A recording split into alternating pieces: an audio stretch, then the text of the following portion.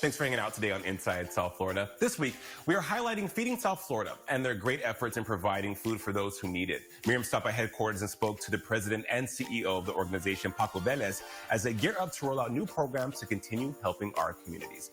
Here's Miriam with more. Feeding South Florida is a member of Feeding America, a food bank that rescues from those who have it to those who need it. For years, Feeding South Florida has been the largest efficient food bank serving Palm Beach, Broward, Miami-Dade, and Monroe Counties. The organization also supports 25% of the state's food insecure population. And before the pandemic, Feeding South Florida distributed food through innovative direct service programs and through a network of nonprofit partner agencies. The organization distributed over 174 million pounds of food, and in order to distribute that amount of food, FSF needs a massive space to store it. Today we're at the Feeding South Florida warehouse. As you can see behind me, there's a lot of activity.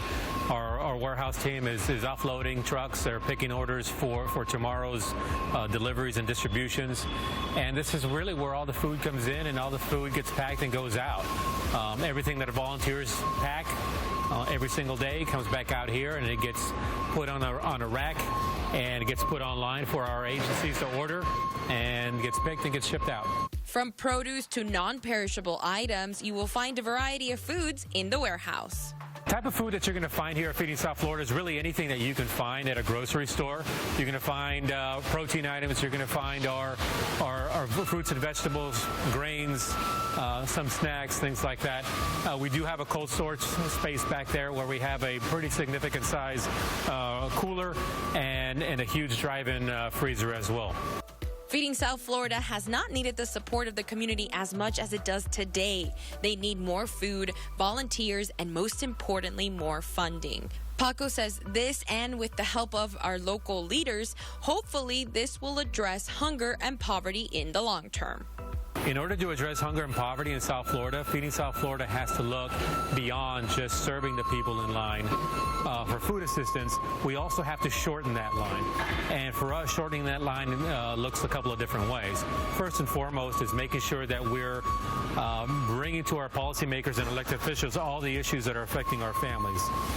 Second, we want to make sure that we're providing workforce training and development to those individuals, warehouse training, our truck driving training, and our culinary training program at the kitchen, using those pieces and those assets in order to help our families gain more knowledge and more work experience to make themselves more marketable in the workforce so they can get higher paying jobs and get out of the situation that they're in. For more on the programs of Feeding South Florida, head on over to their website, feedingsouthflorida.org. Still to come, 1 in 8 couples